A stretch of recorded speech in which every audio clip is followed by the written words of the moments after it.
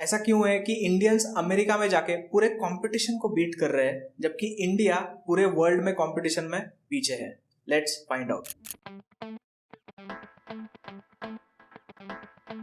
The median Indian household income in America is $1 lakh, while वहाँ के local white American जो है is around $60,000। Clearly Indians America में बहुत कमा रहे हैं और फिर वो हेलीकॉप्टर में बैठ के खानदानी नौकरानी से शादी करने इंडिया आ जाते हैं।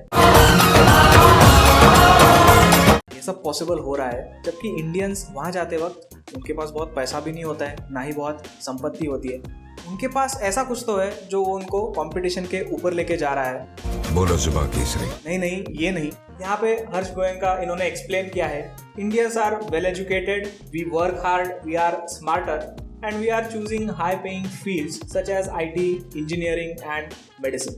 Not only this but Indians का फैमिली सिस्टम एंड कल्चर भी बहुत स्ट्रांग होता है। मेरे पास माँ है। और बचपन से ही इंडियंस को hard work, diversity, tolerance as well as respect ऐसी इंपॉर्टेंट चीज़ें सिखाई जाती है which helps them basically compete with American households। तो लॉजिकल क्वेश्चन यहाँ पे ये बनता है कि इंडियन अमेरिकन्स अगर अमेरिका में जाके कंपटीशन में टॉप में है तो क्या India overall per capita income में भी टॉप में है? भाई डेटा दिखाना जरा। यहाँ पे तो कहीं दिख नहीं रहा।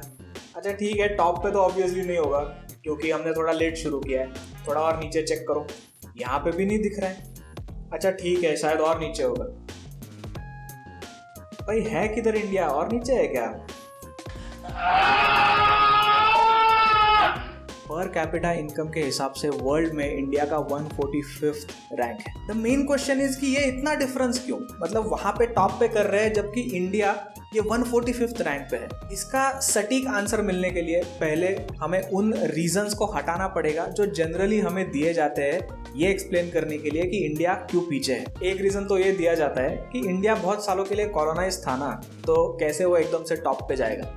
बट भाई इंडियन अमेरिकन्स भी कॉलोनाइज थे तो वो तो टॉप पे जा रहे हैं। और एक रीजन ये बोला जाता है कि इंडिया में ना इनइक्वालिटी बहुत है, रिच और पुअर के बीच में बहुत ही डिफरेंस है और ये दरी बढ़ती जा रही है। बट ये सच्चाई तो अमेरिका में भी है और इंडियंस अमेरिका में टॉप पे पहुंचे हैं, उनके पास पहले तो रिसोर्सेज नहीं थे, वो तो डायरेक्टली वहां पे खाली हाथ गए थे। और एक रीजन ये बोला जाता है कि इंडिया का गवर्नमेंट ही सही से काम नहीं करता है। अब ये चीज पार्शियली करेक्ट है बट इसका मतलब ये नहीं है कि अमेरिकन गवर्नमेंट बहुत ही सही तरीके से काम करता है। उनके भी सिटीजन्स उनके गवर्नमेंट को बहुत ही क्रिटिसाइज करते हैं। The Pew Research Center has compiled data showing the historic trend since 1958. The reasons given by Harsh Goenka are also not valid here क्योंकि एजुकेटेड होना, हार्ड वर्क करना, बीइंग स्मार्टर और choosing engineering और medicine ये तो India का culture है। It is not the only culture of Indian Americans. तो फिर एग्जैक्टली रीजन क्या है कि ये इतना बड़ा गैप हमें देखने को मिल रहा है? I like to call it the system curse. जैसा हमने देखा था कि इंडियन गवर्नमेंट सही से काम नहीं करता, ये पार्शियली करेक्ट है। बात ये नहीं है कि इंडिया का गवर्नमेंट सही से वर्क नहीं करता, बट बात ये है कि इंडिया का गवर्नमेंट दूसरों को वर्क करने नहीं देता।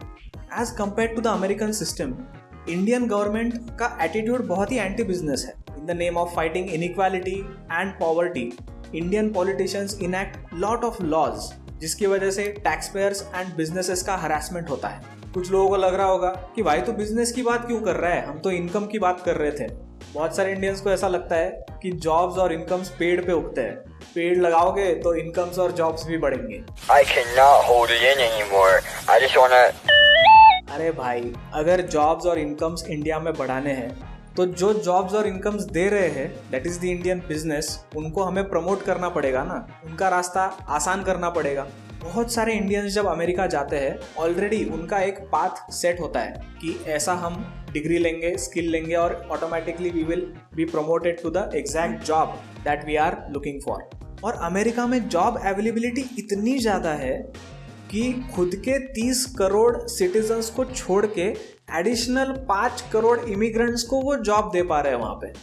और ये इसी वजह से पॉसिबल है क्योंकि अमेरिकन सिस्टम बिजनेस को प्रमोट करता है, वो जॉब क्रिएशन को प्रमोट करता है।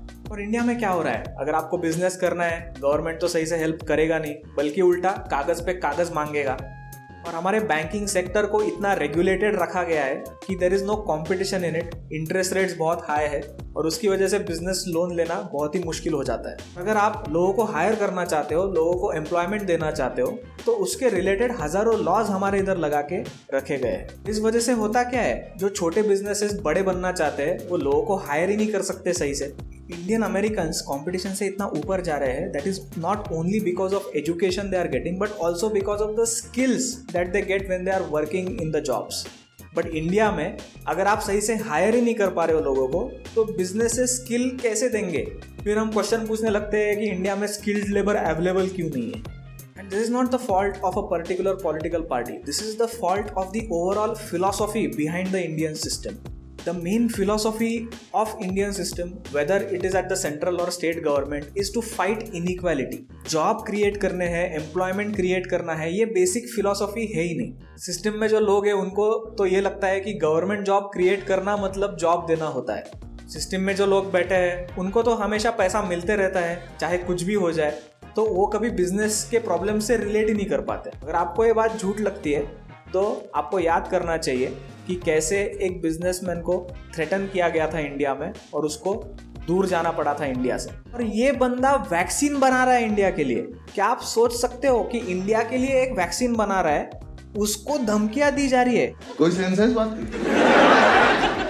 और ये बात तो एक बड़े बिजनेसमैन की है। आप सोचो छोटे बिजनेसमैन पे क्या गुजरती होगी। ये सिस्टम के बड़े बड़े ऑफिसर्स जो है उनके सामने तो वो खड़ा भी नहीं रह सकता। अगर ब्राइब मांगा तो उसको देना ही पड़ता है और लोकल ब्यूरोक्रेसी उसको हरास करती है। हमारे पेरेंट्स जब बोलते हैं ना कि बिजनेस में नहीं जाना है, उसके पीछे ये सब कारण है। मेरा बेटा इंजीनियर बनेगा। बट क्या चीजें बदल रही है? आई वुड से बहुत ही स्लो तरीके से।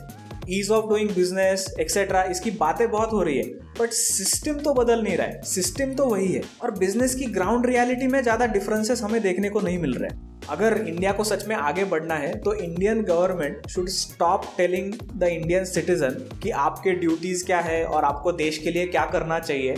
और इंडियन गवर्नमेंट ने एक्चुअली ये सोचना चाहिए कि आप जॉब क्रिएशन क्यों रोक रहे हो, जो जॉब क्रिएट कर रहे हैं उनको क्यों हरास कर रहे हो, और इंडियन गवर्नमेंट ने जो सिस्टम क्रिएट करके रखा है उसको कैसे हम रिड्यूस कर सकते हैं ताकि बिजनेसेस जॉब क्रिएट कर पाए।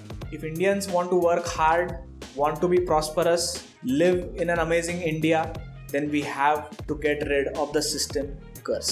With that, I end this video. The business front is in the business of promoting the cause of businesses, especially the political cause. So उस हिसाब से like, share and subscribe कर दो, and thanks for watching.